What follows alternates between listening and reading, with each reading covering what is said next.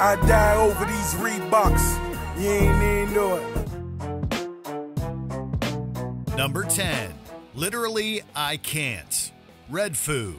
After the electropop duo LMFAO went on hiatus in 2012, Redfoo kicked off his solo career and found success in Australia, where he became a judge on The X Factor. The party appeared to be rocking until 2014, when he was featured on a song by production duo Play and Skills. We party rockin', you got a big ol' butt, I can tell by the way you walkin'. Many found the lyrics and music video to be misogynistic and condemned the artist for seemingly promoting a culture of assault. Redfoo received the brunt of that criticism, with a petition calling for his dismissal from the X Factor judging panel amassing thousands of signatures. Don't talk about it, be about it. A few months later, Redfoo announced that he would be departing from the music competition series after just 2 seasons. His once budding solo career never recovered. Trying to see what you got, not trying to hear what you think. Number 9. The Way You Love Me, Carrie Hilson. Carrie Hilson's career took a particularly racy turn with her 2010 sophomore album, No Boys Allowed. Granted, she may not have been known as the most family-friendly artist in the industry, but many were stunned when they heard Hilson's collaboration with Rick Ross, The Way You Love Me. While it was intended to show her wild side, the song's explicit lyrics drew overwhelmingly negative reactions. Critics felt it lacked substance and was merely an attempt to generate controversy and boost her album sales. If that was the aim, then it was pretty unsuccessful, as sales of her sophomore effort paled in comparison to those of her debut. As of 2023, it is the last album released by Hilson. Number 8. Every Time the Beat Drop, Monica. R&B singer Monica rose to prominence in the mid-90s before achieving the biggest hit of her career with 1998's The Boy Is Mine. She remained a staple in R&B afterwards, with many of her subsequent records peaking in the top 10 of the Billboard charts. However, in 2006, the Georgia-born singer released Every Time the Beat Drop, bringing all of that success to a screeching halt. The lead single from her album, The Makings of Me, this track was a significant departure from her usual style and was seen by fans as a trend-chasing effort. Now, I ain't talking about a little two-step. I'm talking about something that'll make you sweat. As a result, the song barely cracked the top half of the Billboard Hot 100 and left a lasting stain on Monica's once spotless career. Every time the beat drops.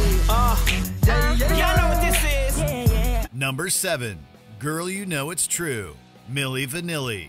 This is probably the only song in history to bring an artist global fame and irreparably destroy their career at the same time. I'm in love with you, girl, 'cause you're on my mind. You're the one I think about most every time. Helmed by German producer Frank Farian, Girl You Know It's True became a chart-topping sensation worldwide and helped Milli Vanilli win the Grammy for Best New Artist.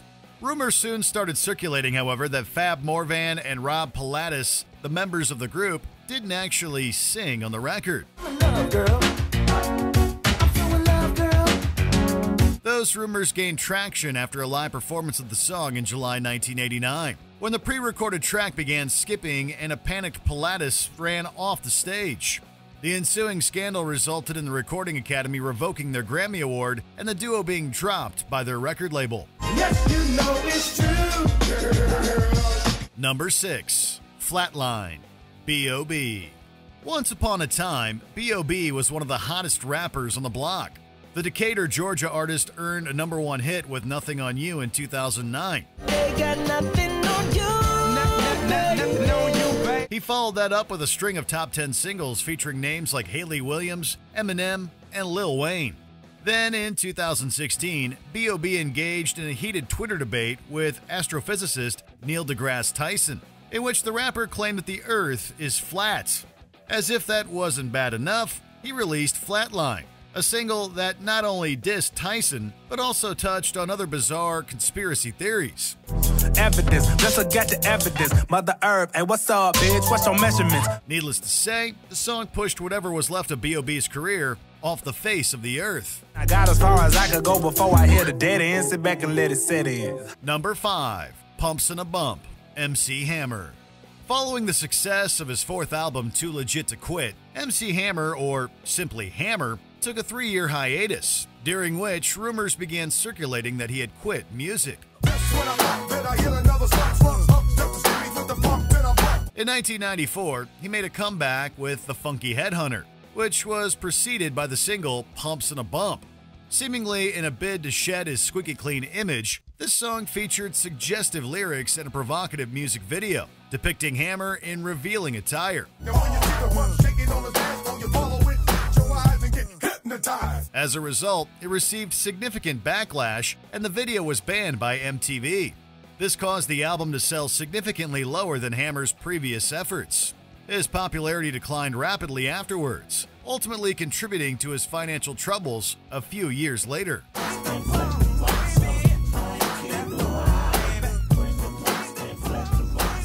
Number 4. Bring the Boys Home, Freda Payne. In the 60s and early 70s, thousands of American soldiers lost their lives during the Vietnam War. The conflict, which had become increasingly unpopular in the U.S., inspired this 1971 protest song by American singer Freda Payne.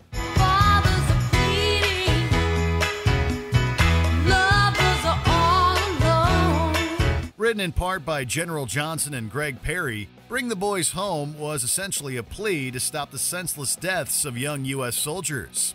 Payne's soulful rendition struck a chord with listeners, especially those who were critical of the war. Turn the ships around. Lay your weapons down. However, it drew the ire of the U.S. military, who banned the song from the American Forces Network. Payne's career was all but over afterwards, as she left her label Invictus Records and gradually disappeared from the spotlight. Bring the boys home. Bring the boys home. Number 3. Get Her Back, Robin Thicke. Throughout history, people have gone to extraordinary lengths to win back their exes. Some end up being successful, while others, like this one, further alienate their former lovers. And then some. I never should have raised my voice or made you feel so small. Get Her Back, released by Robin Thicke in 2014, was directed at his estranged wife, Paula Patton, as an attempt to, well, get her back after their separation. The problem was the song and its music video were pretty uncomfortable and invasive, especially as the singer aired seemingly private messages between him and Patton. All I want to do is make it right, make it right. The song turned out to be a flop in every way possible. Not only did it fail to win him back his ex-wife, it doused whatever flames were left of his already flailing career. I gotta get her, go, get her, go, get her, go, get her back. Number 2. You Don't Even Know, Rick Ross. In 2013, Rick Ross was featured on the song You Don't Even Know by Rocco, alongside fellow hip-hop artist Future. I die over these Reeboks. You ain't even know it. In his verse, Ross rapped about putting an uncontrolled substance in a lady's drink and spending the night with her, all without her consent. The backlash was swift and severe. Ross was criticized for seemingly condoning assault, and a petition was directed at sportswear brand Reebok to drop him as their spokesman. Got 100 acres I live on. You ain't even know it. About a month after the song's release, Reebok severed their ties with Ross. A planned concert by the rapper at Carleton University was also canceled in the aftermath. Ultimately, Ross's verse was excised from the original song to allow it to play on radio. I came up from the bottom, you don't even know it. Number 1. Rock Me Tonite, Billy Squire. Billy Squire saw phenomenal success as a rock musician in the early 80s, with 2 of his albums cracking the top 5 on the Billboard 200. Rockin' tonight, I'm walking on air, gonna find me some trouble, gonna grab my share. Whatever hopes he had of rising to the peak of the genre was dashed in 1984 when he released the music video for Rock Me Tonite. The clip, which was helmed by future High School Musical director Kenny Ortega, depicted Squire dancing around in a room.